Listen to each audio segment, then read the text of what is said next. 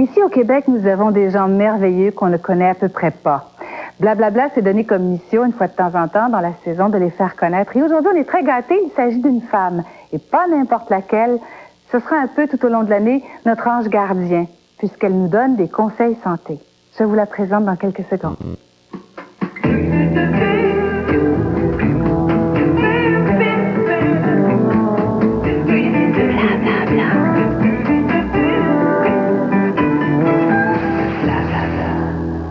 Et voici la maman de Homéocan, Mme Michèle Boisvert.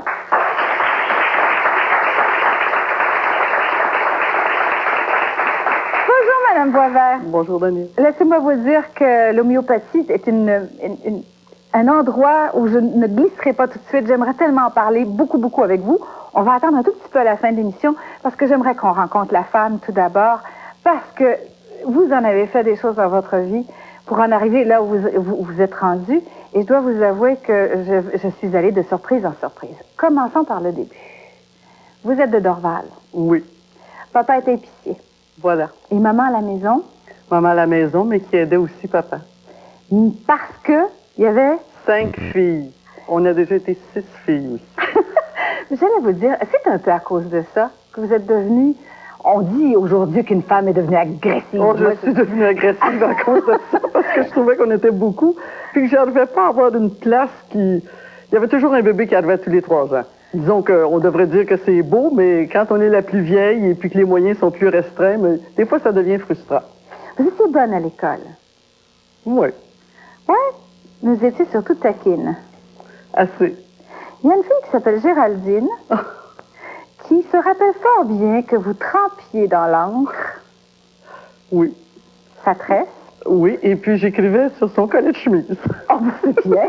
Ah, à l'arrière? À l'arrière, parce qu'elle était un peu plus courte que moi, mais elle était assise en avant de moi. Et vous aviez également une habitude assez particulière. Vous preniez un malin plaisir à prendre des poissons morts et à les mettre dans les pupitres des élèves le 1er avril. Oui, c'était une de mes spécialités. Vous étiez aussi une gang de filles. À 13 ans, malgré les 5 filles à la maison, quand il temps de ouais, une gang de filles. Vous aviez en particulier 2 amies, Françoise Descaries et Monique Pelletier. Francine Descaries. Francine Descaries, je m'excuse, oui. c'est moi qui ai mal écrit mon nom. Et Monique Pelletier. Et Monique Pelletier. Est-ce que vous vous rappelez de ces Oh, je m'en rappelle très bien. Avec Francine, on faisait l'école de musique. Avec Monique, bien, on aimait beaucoup son entourage parce qu'elle avait des cousins. Puis moi, j'avais pas de cousins, puis on n'avait pas de garçons voisins. Alors, quand on allait chez Monique, c'était la fête. Monique, est-ce que c'est à peu près les souvenirs que vous avez d'elle? Monique? Oui, je suis là. Monique est là. Bonjour, Michel. Bonjour, Monique. Monique, on vous entend très mal. Il faudrait que vous parliez très fort. Bon, d'accord, je vais crier là. Est-ce que c'est mieux? Enfin, disons qu'on va essayer de vous entendre. Monique, il paraît que effectivement, c'était une organisatrice née. Oui, on était 3 filles qui organisaient. Il y avait Francine, Michel et moi. Et quand on m'a appelé pour me faire souvenir de ce que je faisais avec Michel Brunette, la première image que j'ai vue, c'est un party l'été de nos 13-14 ans, probablement nous, autour de ta fête. Voilà. Et là, on a toutes nos jupes larges, là, puis nos beaux souliers blancs et bleus. Là. Et nos crinolines. Nos crinolines. Et on avait organisé notre premier party avec les garçons. Des parties mixtes à 13 ans? Oui. Il fallait que les parents soient particuliers. Oui, moi je me rappelle, c'est vraiment l'été de mes 13 ans, puis toi, Michel aussi, hein, l'été de tes 13 ans, ça? Oui, avec ton cousin Jean. Oui. Moi, je me rappelle qu'il y avait un Claude, là, au bout de ta rue, là, qui était là. Ben, c'est des beaux souvenirs. On vous remercie beaucoup. On laissera votre numéro de téléphone. Elle pourra rentrer en communication avec vous parce que ça fait longtemps que vous n'êtes pas parlé. Oui, ça me ferait plaisir. Merci beaucoup, madame. Au revoir. Merci.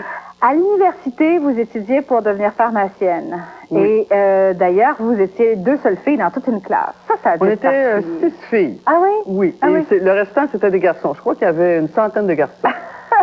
C'était bien excitant, surtout quand on sortait du couvent et puis des Comment bonnes prenait ça, une fille pour devenir pharmacienne? Parce que vous êtes devenue la première pharmacienne du Québec. Pas la première femme pharmacienne à avoir une pharmacie. Voilà. Oui, bien, c'était assez. De toute façon, il fallait que je parte une pharmacie parce que j'ai eu tellement de difficultés à me trouver un emploi. On allait s'embaucher. Puis il y a un monsieur qui m'a donné une chance à Pointe-Claire, monsieur Jim McDermott. Mais j'avais fait peut-être 12 applications. Une femme, puis surtout un milieu anglophone, we don't want a woman. Alors, finalement, il y a quelqu'un qui m'a engagé, puis j'étais bien contente parce que j'ai dû attendre à peu près 6 mois avant d'avoir un emploi. Puis les médecins ne voulaient pas nous donner les ordonnances au téléphone si c'était une femme. Non, c'est pas vrai. Ah oui. Et il y a eu un Et puis événement... pourtant, c'était pas en 1908, là, c'était en 1970. Mais là, il y a eu un événement très particulier relié à ça. On voulait pas vous prêter de l'argent. Oh. Quand j'ai voulu partir ma première pharmacie, C'est ça. je vais voir le banquier au coin de la rue chez nous. J'avais besoin de 2500 $. C'était quand même pas beaucoup, mais je ne l'avais pas. Alors, je me présente, puis je lui dis que j'étais la fille de Georges Brunet. Oh, il dit, ça prend la signature de votre père. Il n'y a pas de problème. Je suis sortie avec les documents, je suis allée dans l'auto, j'ai mis la signature de mon père, je suis revenue 20 minutes après. Ah, il dit, c'est vrai, vous habitez pas loin. J'ai dit, voilà. Et puis, j'ai ouvert la pharmacie la semaine après. Est-ce que votre père l'a su? Oui, oui, oh oui, je lui ai dit après. Est-ce qu'il riait? Pas vraiment. Mais quand même, ça a dû faire beaucoup de différence dans la famille de voir une fille se débrouiller. Vous avez une autre sœur qui est pharmacienne. Ma plus jeune sœur est pharmacienne. Voilà.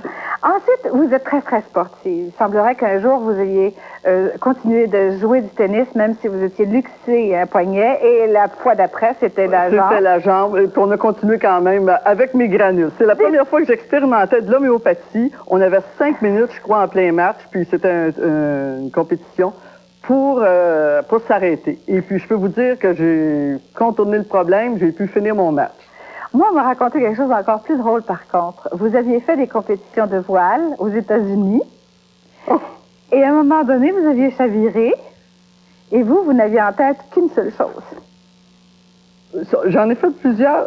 Mais cette chose-là, c'était la bouteille de vin. Oh. Au lieu de vous noyer, vous avez demandé... On a sauvé la bouteille de vin. C'est bien important. On a continué, on a réussi à mettre... Oh, ça, c'est mon Émilie. On a réussi à remettre, c'est un laser, alors c'est quand même facile quand on est passé à la ville avec ce bateau-là, de le remettre à plat et puis l'autre qui tenait la bouteille de vin. Vous avez beaucoup d'amis qui sont très, très, très reconnaissantes de ce que vous avez fait pour elles. Et j'aimerais beaucoup parler à une dame qui est au téléphone. Elle est loin et elle aimerait vous saluer. Bonjour, Mado Hervaux. Mado. Michel, Comment allez-vous, Madame Hervaux? je vais bien et vous? Eh bien, ça va très bien. Pouvez-vous nous raconter votre rencontre avec Madame? Nous sommes rencontrés en mars 1969, après la naissance de mon fils. Je cherchais du travail et je me suis... j'ai fait une longue queue à la pharmacie de Michel. On était à peu près 25. Et puis, je suis passée en dernier. Je me suis dit, bon, j'ai pas de chance, je suis une maudite française. Et puis, à ma tête, je ne sais pas, elle m'a engagée immédiatement, sans me demander ni mon passeport, ni si j'étais illettrée, ni rien du tout. Et le lendemain, j'ai commencé à la pharmacie 1924. Ce qu'on va faire, on va en profiter, parce que vous êtes loin, que ça fait longtemps que vous ne vous êtes pas vus, on va en profiter pour montrer des photos de votre famille, des photos que vous n'avez pas vues, Michel. Non. Voilà. Alors, nous avons la photo avec le bébé, vous pourriez peut-être commenter. Le bébé, c'est ma petite nièce, la dernière, la fille de Jean-Pierre, que Michel connaît bien, qui habite les Pyrénées, à la Mongie. Il est né en octobre. On change de photographie. 15. Et là, vous êtes avec un monsieur. C'est pour Noël. Et vous êtes avec un monsieur avec un chandail rouge. C'est mon papa. Voilà. C'était pour ses 85 ans, pour Noël également. Et Noël s'est passé. On a encore une autre image. Et c'est un trio. Votre maman, j'imagine? Là, je suis très émue parce que maman n'est plus. Ah, voilà. Ben, écoutez, vous êtes deux à pleurer. Parce que Michel a un Kleenex dans les mains.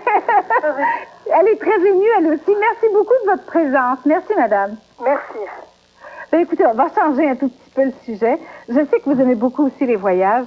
Entre autres, votre fille dit tout le temps, on sait où est-ce qu'on s'en va, quel coin on s'en va visiter quand maman se met à étudier la langue du pays, parce que vous parlez l'anglais, le français, l'espagnol, le grec, le chinois, et là, vous en allez en Israël. Alors, on se posait la question. Ça, j'ai abandonné par l'anglais.